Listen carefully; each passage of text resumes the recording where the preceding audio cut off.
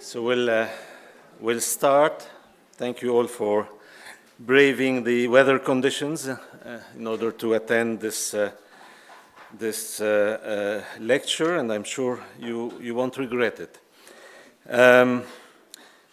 Well, it's my pleasure to welcome for this globalization lecture my friend, very old friend actually, Tariq. We met for the first time 40 years ago, something like that.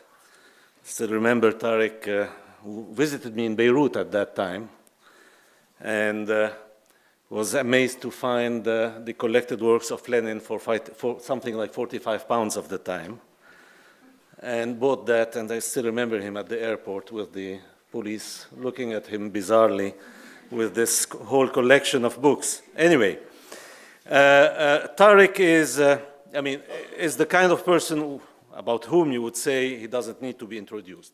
He definitely doesn't need to be introduced, but I would say that probably many people know one facet of Tariq, and he has actually many facets. He's a really multi-talented person.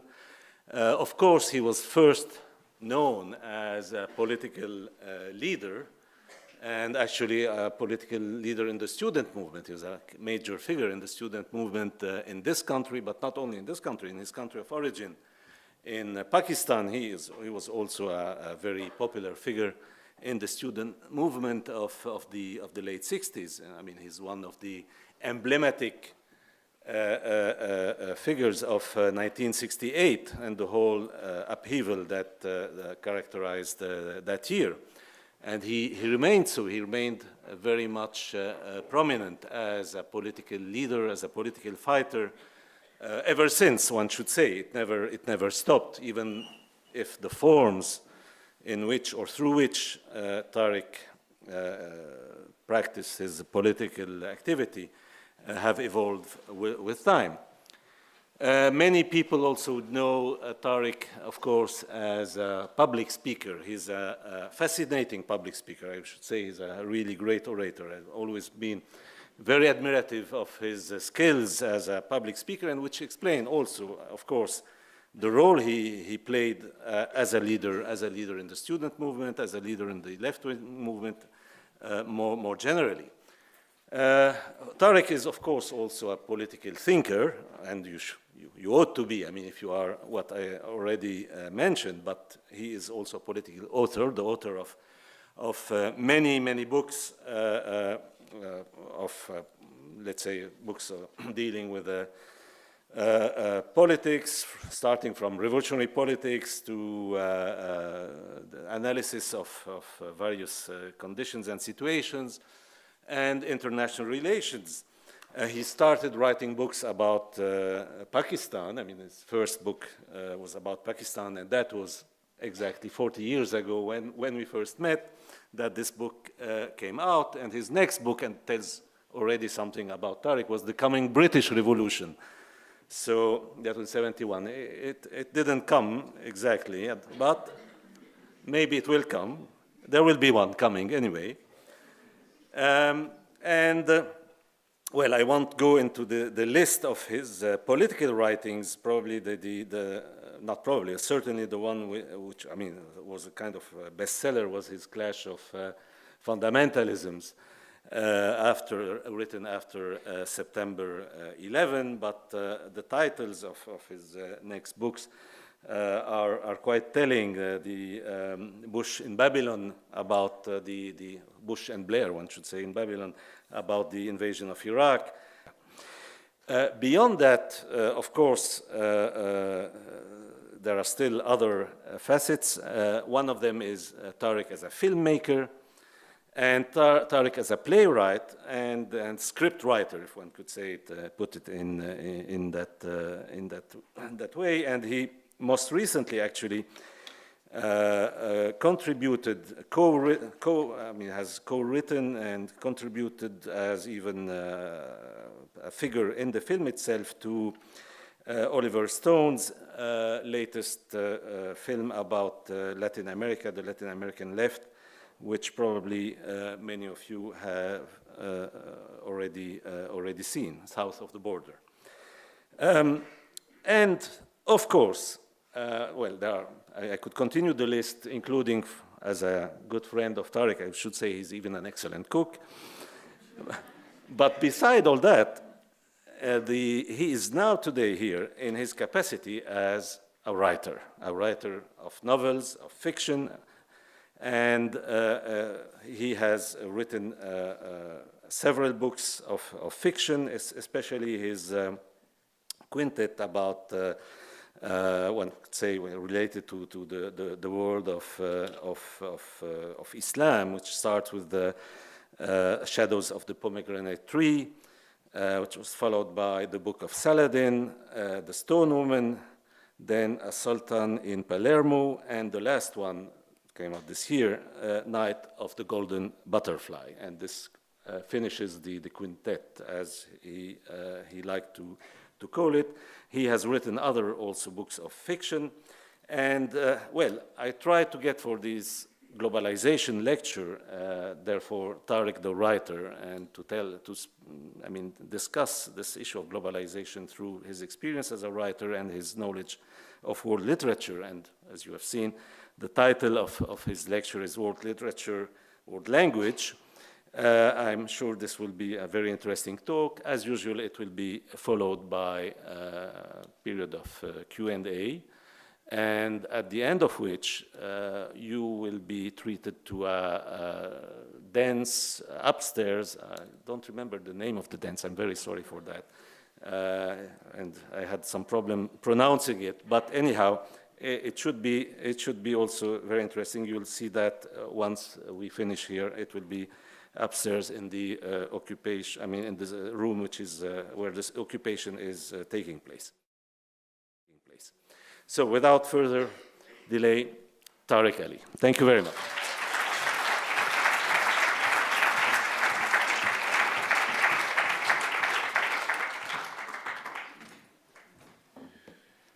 Thanks, Gilbert, for those kind words. World literature and world languages, is something that concerns us all.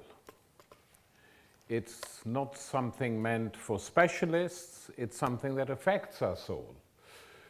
First, let's start with world literature. Is there a world literature? To which the answer is obviously there is.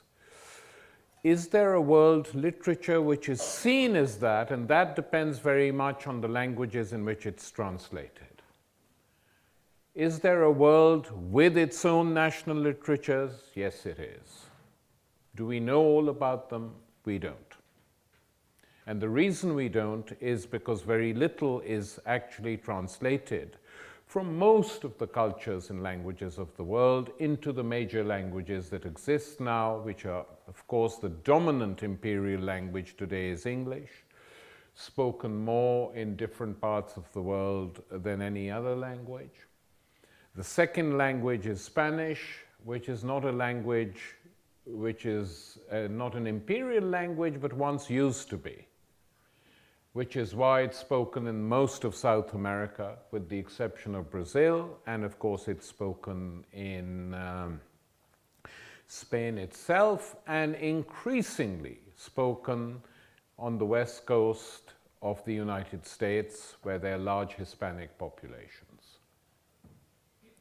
So the question of what literature becomes available is very dependent and constitutes a world literary space, is determined really by how much of this literature is translated into the main languages of the world. And the fact is that not all that much is.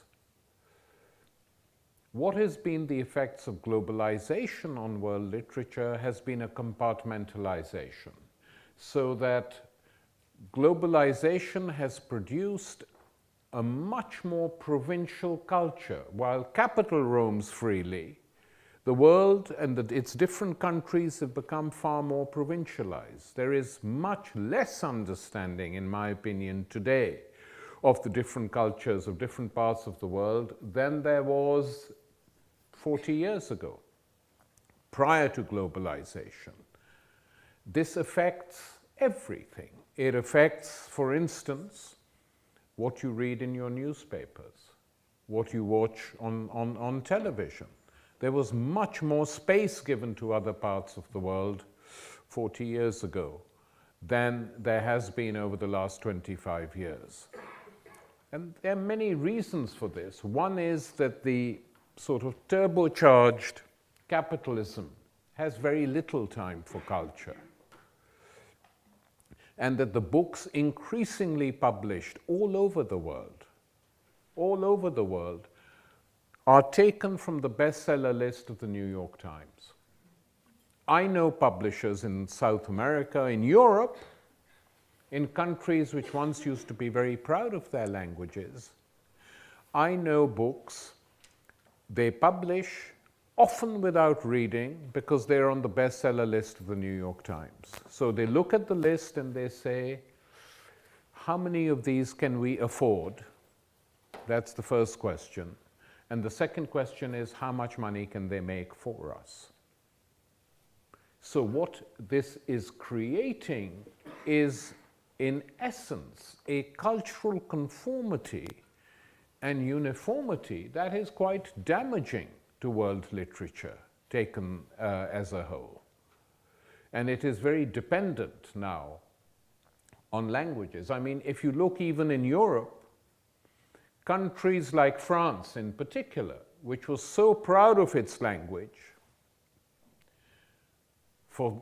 since from the days of the Enlightenment onwards, in particular, that it used to look down on other languages because they saw the French language as the epitome of the most enlightened country in the world, and if you didn't know French, you were a barbarian. Now, many, many French academics, writers, novelists, queue up outside English language publishing houses pleading to be published in English, which they never used to do. And the main reason they do it is they want to be read in the imperial language, and they want to be read especially in the United States of America.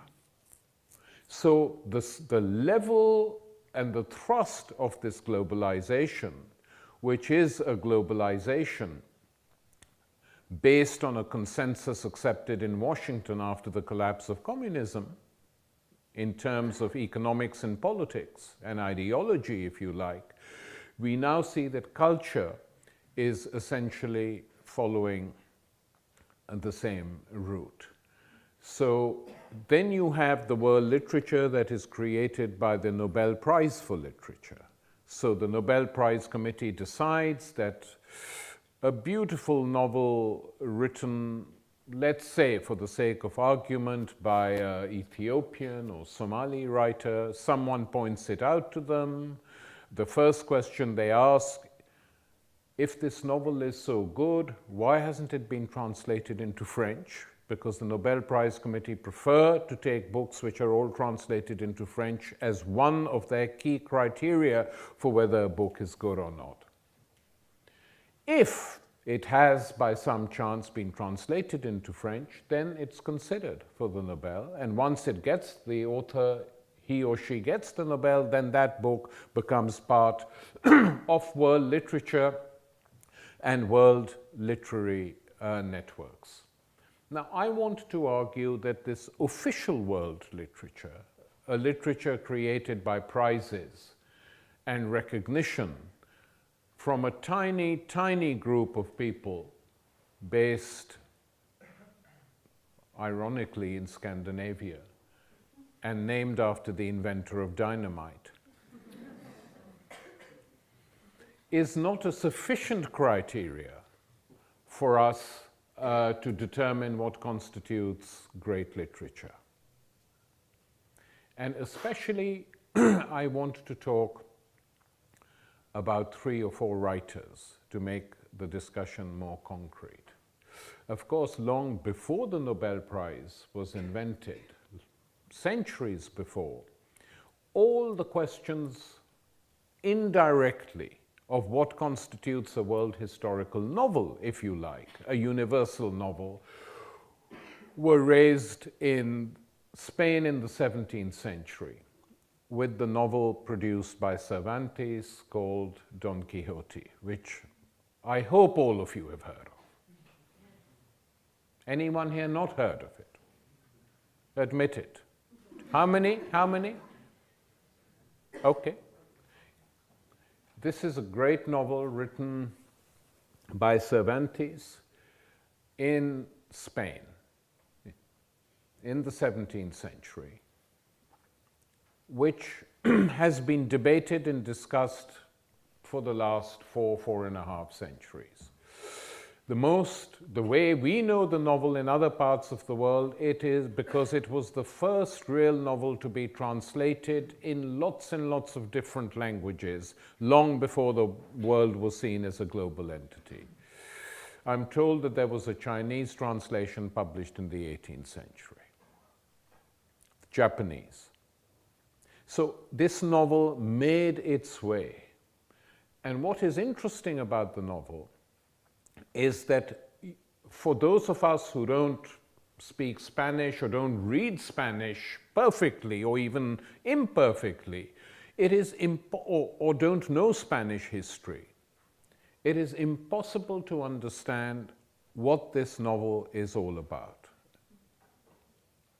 And yet, it is a very important novel. And one reason it's important, which is not accepted by the Western Academy, by and large, by the way,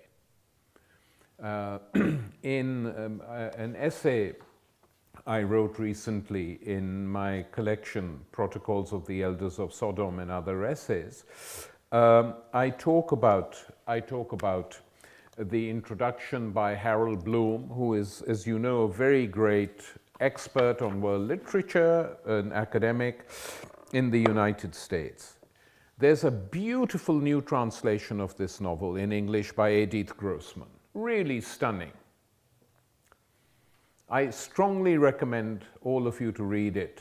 It's a fantastic translation which gives you a feel of the rhythms of the Spanish language and Cervantes' own rhythms and his humor and his vicious satirical bits, which have not been understood by everyone from earlier translations. But this great translation is wrecked by an introduction by Harold Bloom because he doesn't tell you anything about the context in which that novel was written. He essentially says, well, this is one of the great novels of humanity. Some people liked it. Stendhal loved it, but Nabokov didn't like it. Well, who cares a damn? What we really want to know, and it goes on like this, it's a really bad introduction. What we really want to know is, why did Cervantes write this novel? What was the context of the Spain in which that novel was produced? And what was this great writer trying to tell us? And he is, if you read the novel carefully, trying to tell us many things. That the Spain in which he is writing is a Spain in which the three cultures that coexisted for several hundred years have been destroyed. As many of you, I hope, will know, that for several hundred years, Islamic culture, Jewish culture, Christian culture coexisted, debated. Out of these debates and discussions, a synthesis grew which was called Al-Andalus and Al-Andalusian culture, Al-Andalusian poetry, Al-Andalusian philosophy, which they feared in Baghdad as being too radical and too questioning. But it was an amazing civilization in many ways. And this civilization was destroyed 2 key years, one 1492, which people mainly think about the discovery of America by Columbus. But the other thing that year marked was the expulsion of the Jews from Spain. That's when they proclaimed that all the Jews had to be expelled, and they were told, either you convert or you get out of our country. And if you convert and we find that you are still observing your ritual, religious rituals, then that means that you have betrayed your new religion and we will burn you. And in order to make sure that this happens, we have created a secret police called the Holy Brotherhood, which will spy on you quite openly to see whether you're observing these rituals or not. And exactly the same was done to the Spanish Muslims. And it's now easy to forget because views and anger on Israel's treatment of the Palestinians is so great. But you have to remember that for most of that history, Jewish and Islamic civilizations coexisted, both in the Arab world and in Al-Andalus, Spain and Portugal, and in Sicily. And the Muslims were the ruling class, but they protected the Jews. There were no pogroms in Sicily. They were protected. Very few attacks in Andalus in over 600 years. There were some, but by and large, very few. And this coexistence created a very rich culture. And when that culture was destroyed by force, by the reconquest of Spain, as the Catholic Church called it, and the armies it created to fight it, these two civilizations were rooted out. And what was said to the Jews in 1492 was said to the Muslims 60 years later. Convert or get out. And if you convert, but you're not a proper convert, we see you having a bath 3 times a day, you will be killed. It's quite ironic that, but bathing became a crime in Spain because Muslims had these ritual baths. All the public baths were destroyed to stop it, city after city after city. So the fate of these two civilizations was together, and this is the period in which Cervantes was born and was growing up. And all the evidence points to the fact that he belonged to a family of Jewish doctors, physicians from Cordova. But they converted, you know, his grandparents converted to save themselves and because they didn't want to leave the country. So they converted, but even in the families of converts and conversos, many of those old traditions never died, Muslim or Jew, never died. And so when Cervantes sat down to write this novel, what does he say? It's very interesting.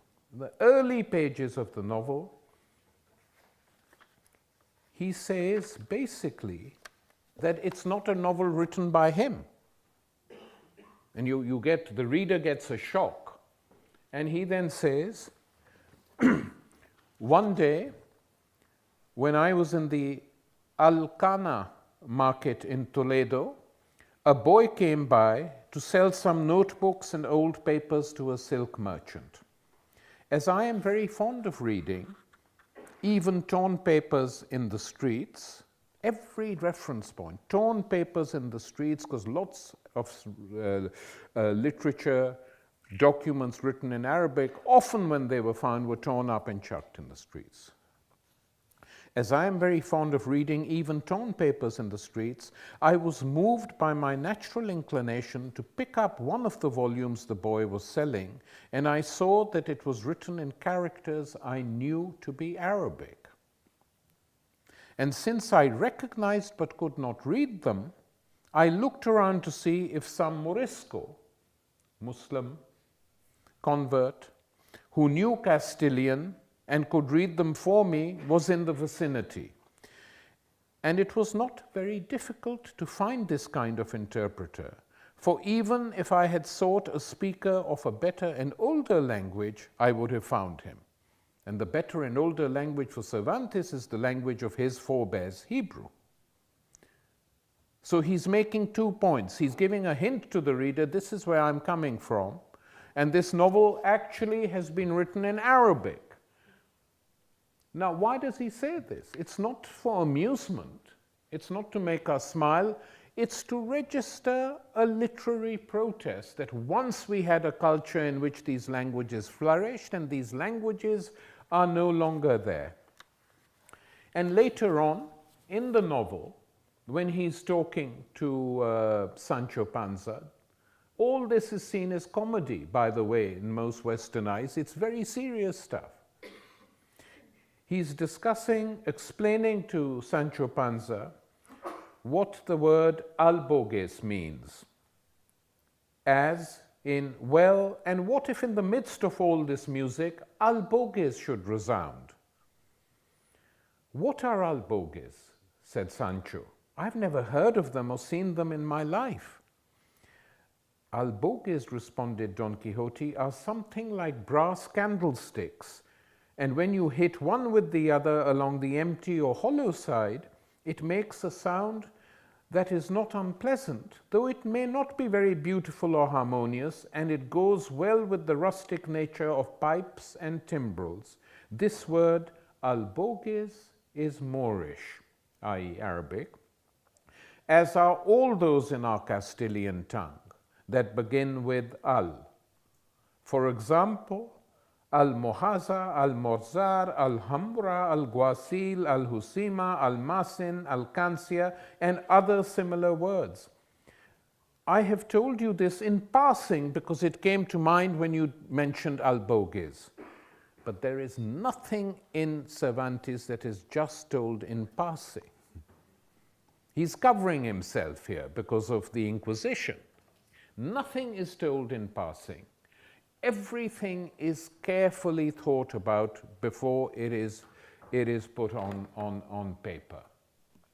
And this Inquisition in Spain, which destroyed an entire culture, went very deep in this guy. And throughout this novel, which if you read it and read it with intelligence and know the history of Spain, you will find what he is doing. I think, probably alone in this, but my reading of Cervantes' novel says that the real target of the novel is the Catholic Church. And he does it in a very special way because were this to be openly admitted, he would have been killed. I mean, he would have been tried for heresy, blasphemy, and put to fire. That's what they used to do. So he's very careful the way he writes it. And all the books of chivalry that he attacks at the beginning of this novel, I don't believe he's talking about books of chivalry, really. He's talking about useless books, and many of these useless books were religious catechisms and religious books that were being produced in Spain to justify the Inquisition and justify the expulsions of Muslims and Jews from Spain. So the novel, in other words, in this case, is replete with history, and that is what makes it, curiously enough, a world historical novel, because his readers knew exactly what he was talking about. Suddenly, he and Sancho Panza are going through Spain, and there's an empty village. And they say, this village is empty. I wonder who lived here. They know perfectly well who lived there. Muslims who have now gone back to the Maghreb. But he mentions it. He could have ignored it, after all. Everyone knew. But he wanted to say to his readers, look, this is what has happened to our country. So Cervantes' great novel, probably the first great piece of world literature as such, is in itself a synthesis of the different cultures of which Spain has been a part. And he expresses this in the novel very clearly, and he wants everyone to know. And that is what makes this book so special, and that is how this book really should be read. And read it on your own and see. And if you read it with an understanding of what had happened in Spain, it's quite amazing. And that is the effect it had on the German Enlightenment. Schiller, for instance, when he is writing his depiction of Philip II in his famous play, which has been made into an opera, Don Carlos, but it was written as a play. Friedrich Schiller writes this amazing scene where the king is nervous that his son is plotting a rebellion. So he says, the king, my son, the king of Spain, the king, my son is meditating treason, Grand Inquisitor. Well, and what do you resolve? King, on all or nothing. Grand Inquisitor, what mean you by this all?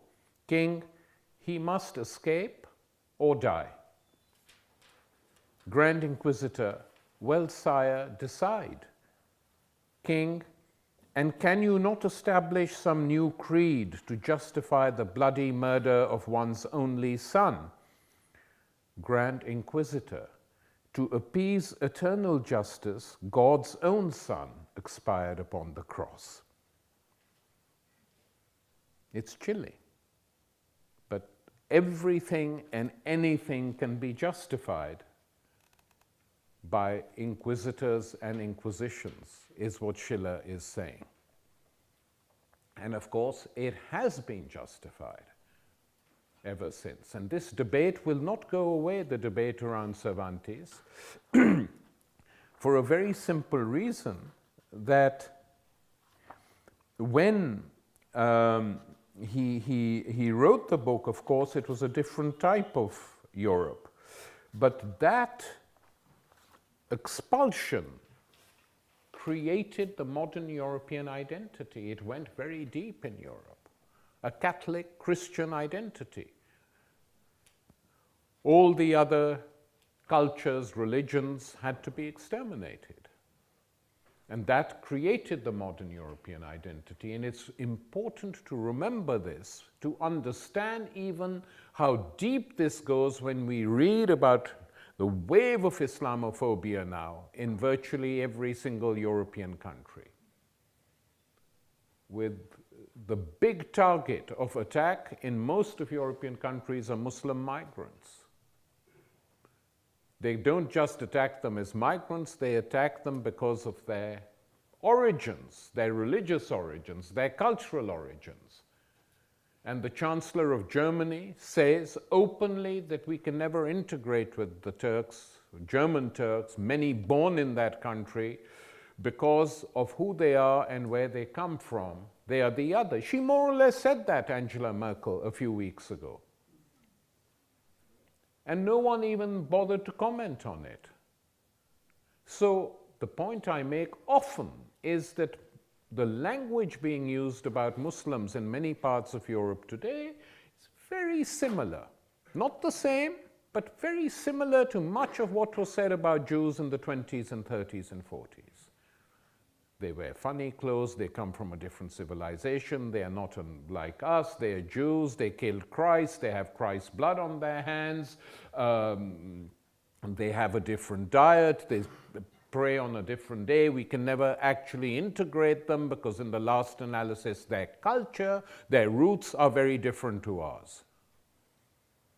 Anti-Semitic currents and thought in Europe goes back many, many centuries. It didn't suddenly develop with Hitler and the Third Reich, who took it to its ultimate grisly conclusion, but it had existed for a long time. And so Cervantes' novel is not unimportant for trying to understand what Europe once was. That is his plea. Look at what we have lost when we lost these different cultures that also humanized us. And it's an important novel to understand. The other writer I want to talk about is more modern, a 20th century writer, very great Arab novelist, translated, some of his work translated into English, Abdurrahman Munif, who wrote the great series Cities of Salt, one of the most devastating, satirical, and brilliant literary attacks on a particular type of Arab ruler. People say it's Saudi Arabia. It is, but it's not just Saudi Arabia. What he says about the Saudi rulers could apply to the rulers of most of the Gulf states, and in a way it could apply also to Hosni Mubarak in Egypt, because he is savaging their style of living, how they rule, what they say. And now Munif, of course, is not so well known as Naguib Mahfouz. And Naguib Mahfouz is well known because he got the Nobel Prize, which is great. He's also a very great writer.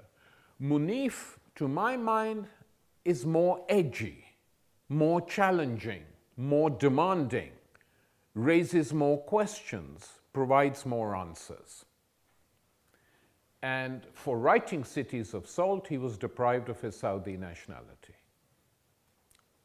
But he carried on writing. The last thing he wrote before he died were a trilogy on Iraq, which I hope will be translated one day. I have read very small extracts from the translation, but it's a very moving history, and not of modern Iraq, but of Iraq, Mesopotamia, the traditions of that country. I don't know whether it is being translated at the moment, but it should be, because unless it is, many of us will not be able to read it. But the way Munif has been written about in the Western canon is quite shocking, actually. I mean, some people obviously appreciate him. I mean, a few German critics have said he's a master. You know, that is how they've referred to him, a master. But the late John Updike, who reviewed the book in the New Yorker, actually wrote, "Why does this man write? Because what I'm reading is not a novel." Well, it may not be, you know, a novel to satisfy Updike, whose own novels leave a lot to be desired, in my opinion. But it is one of the great works of modern Arab fiction, which is also world historical because of what it represents, the creation of a new Arab ruling class following the discovery of oil. And the depictions in that novel of the symbiosis between the new oil companies coming into the Gulf and the native tribal leaders who had no idea that they were sitting on all this oil, and suddenly how everything changes with those who are now collaborating with the oil company, and later they will collaborate with its government. Their body language changes. They begin to have bigger ideas of who they are, and finally the money swallows them up. And Naguib's message is, what will you do? His real message, which he doesn't write, but a message that permeates the book, is what will you do after the oil disappears? The cities will become sand again, and what will you have done for your people all this time? Building these huge skyscrapers without any meaning at all, blindly mimicking the West with whom you collaborate. All this is going to disappear one day. Then what will you answer when you go before your Creator as to what have we done for our people? And it's a very strong and a powerful message. And so much so that when Munif lived in exile, even in Damascus, he was basically not allowed too much laxity to speak in public because he had a very sharp tongue. One occasion, his wife told me when I met her in Damascus a few years ago, she said the one occasion he actually gave a lecture, it was not allowed to be advertised, but it spread by word of mouth all over Syria. And so many people turned up that they had no room. I mean, so people were sitting outside this room, which took 200 people. There were sort of 5,000 people outside trying to just listen with their ears what this guy was saying. And when he died, and the Saudi ambassador asked permission to call on his wife to express their condolences, she really did break with tradition, because no one refuses that. If someone wants to, she said no. You attacked him when he was alive. Now that he's dead, you want to come and condole his death? I will not tolerate this hypocrisy. And that was very much in the spirit of her husband. Now, is Munif part of world literature? Yes, he is. He is part of it. Because we know something of what he has written.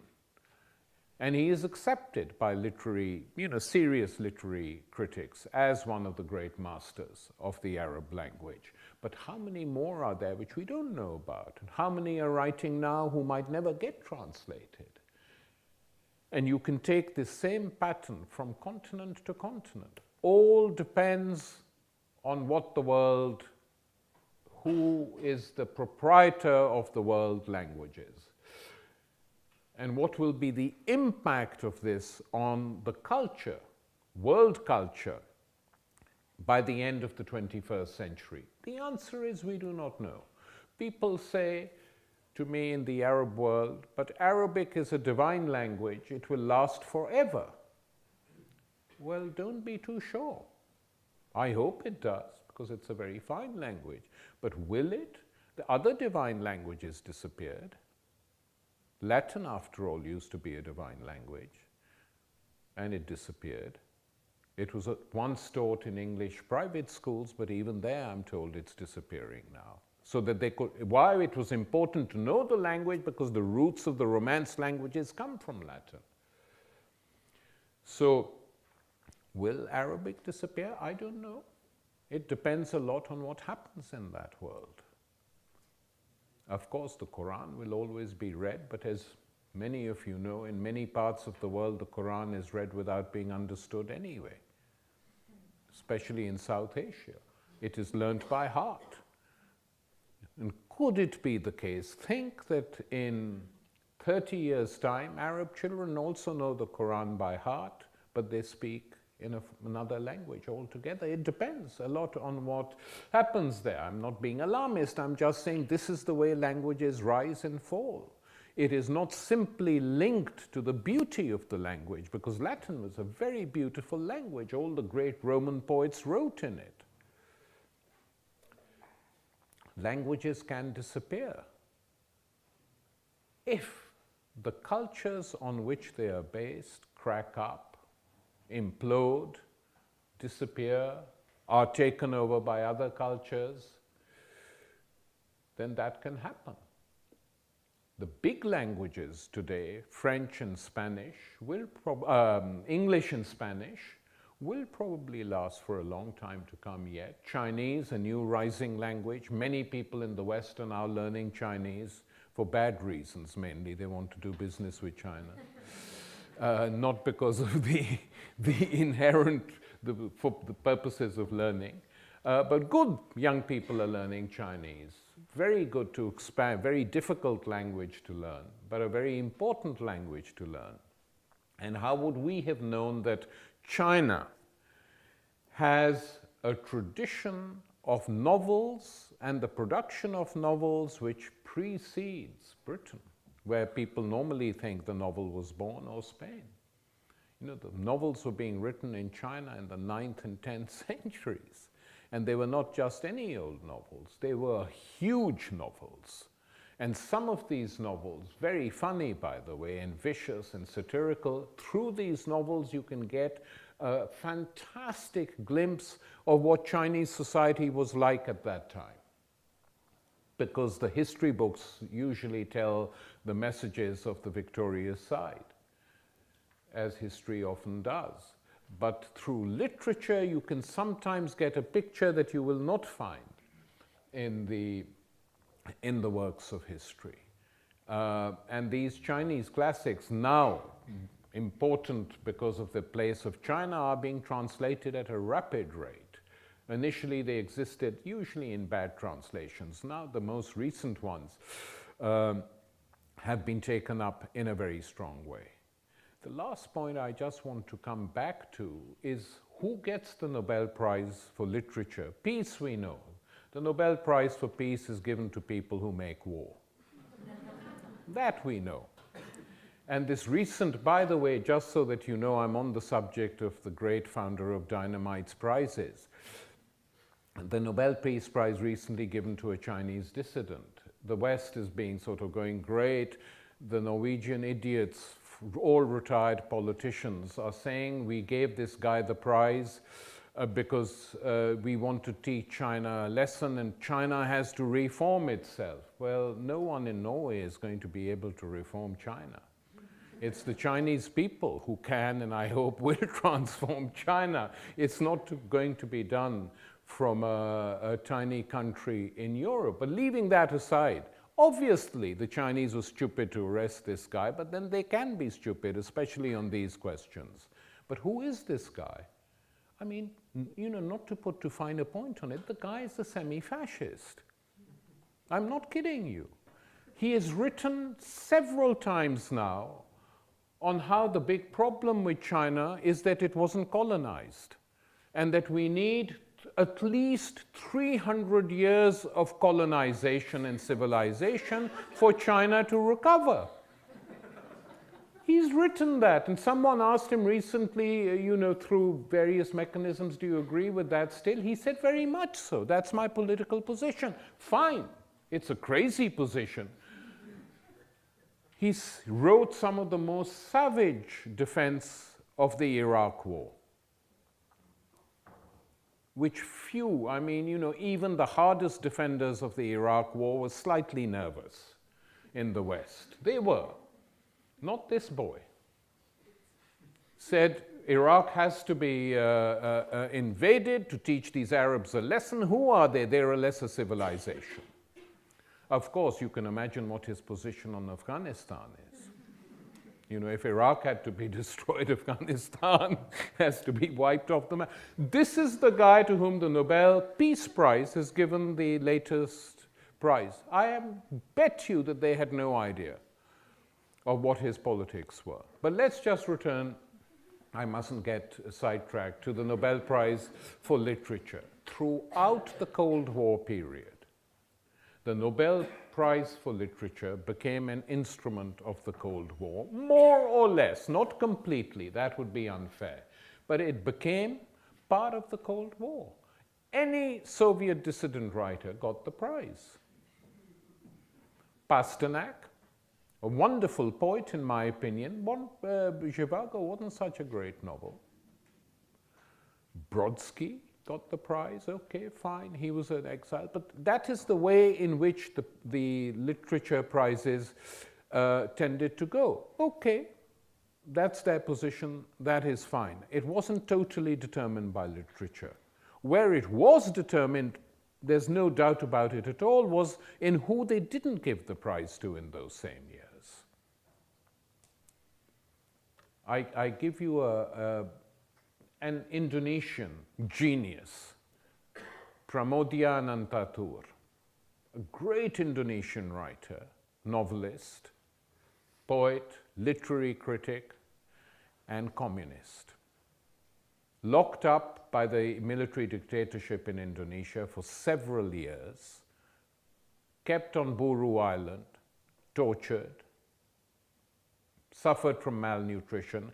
They kept themselves alive, those political prisoners in Indonesia, by eating leaves, little animals, anything they could find, because the state wanted them to die but didn't quite have the guts to kill them directly. It was a slow death. And in prison, Tours began to tell stories to keep the morale of the prisoners high. And those stories became the basis of the Buru Quartet, which he wrote in prison.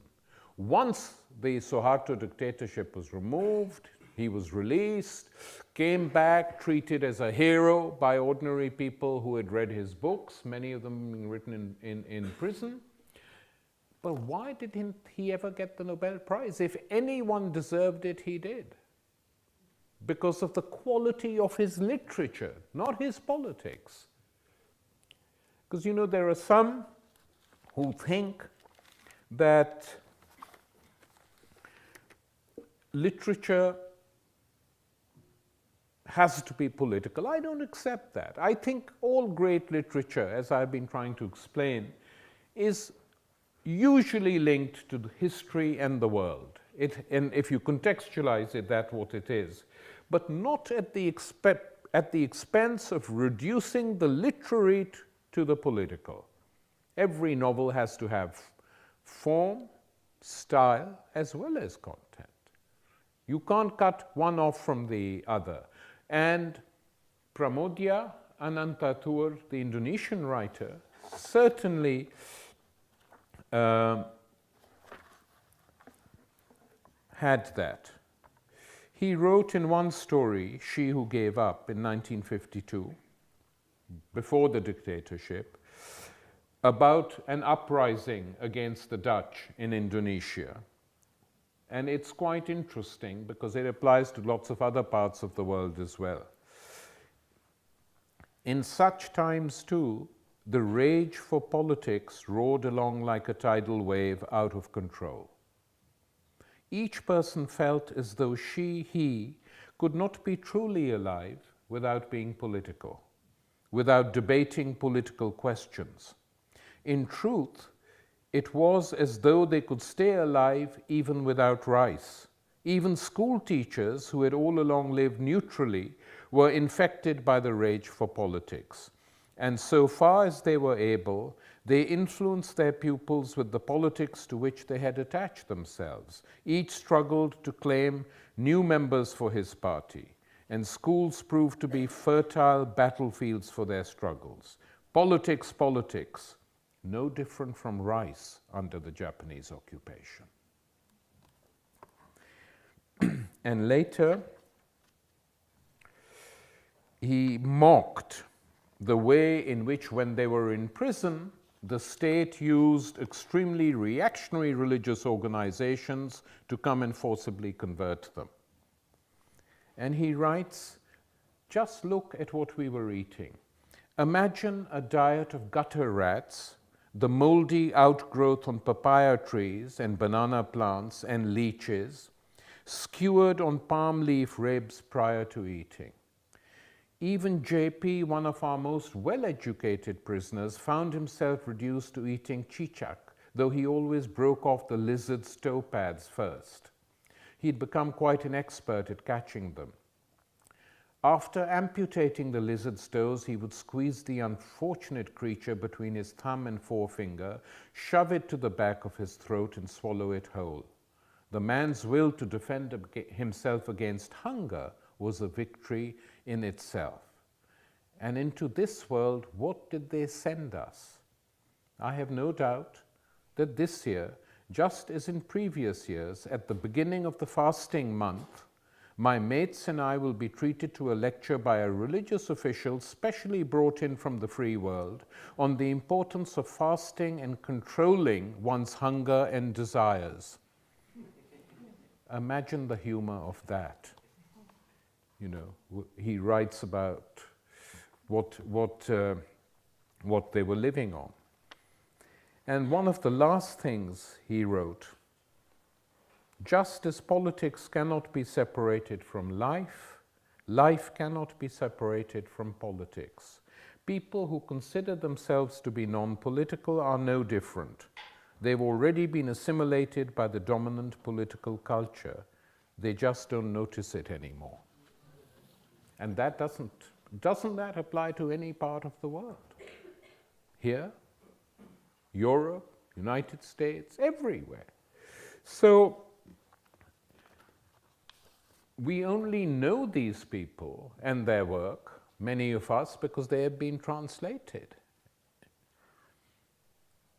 And so the struggle for the right to translate is an important struggle, and I always say to the European Union bureaucrats when I run into them some way or the other, that the one thing you could do is set up a huge fund for translation, have groups of experts from the countries in which these books are published, and real people, you know, not bullshit types, who will tell you what is good and what is not good, and publish from each of these countries 20 books a year. It's not so much. You have loads of money. You can do it, and it'll be good if they're published in the other languages.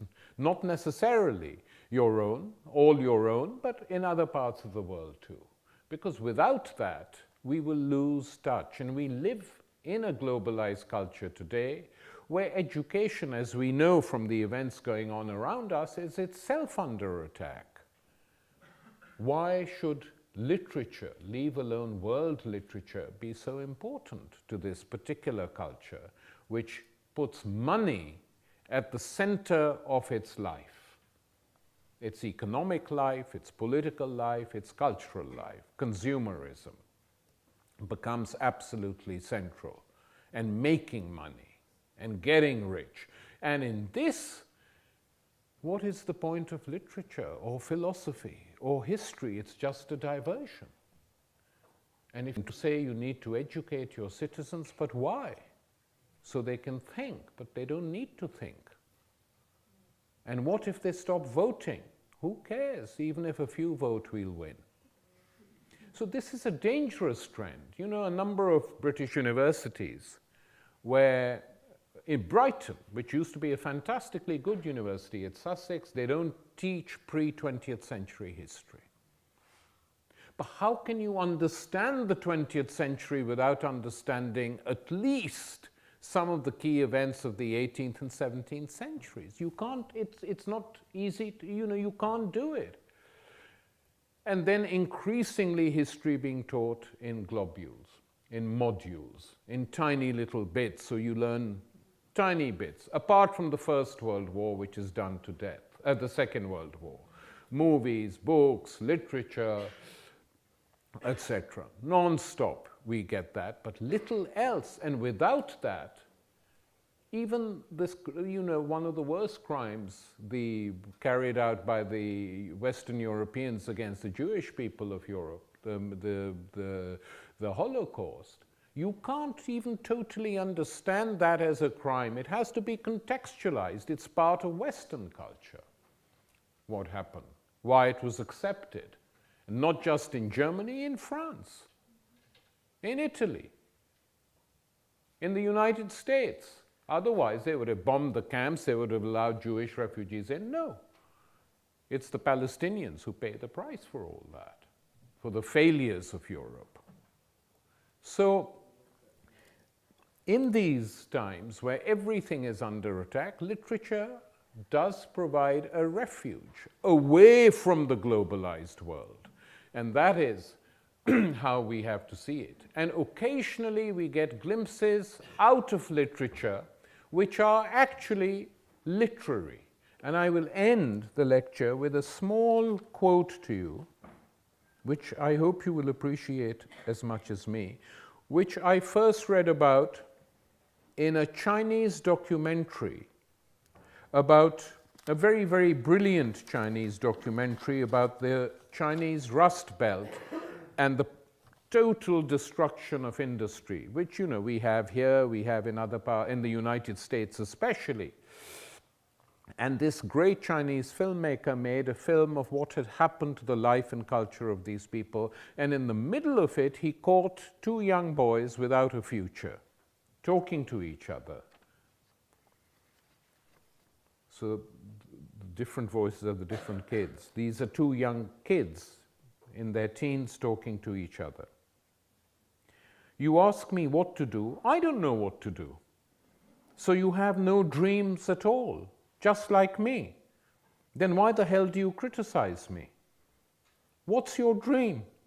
I'm trying to talk to you. Can you get food from talking?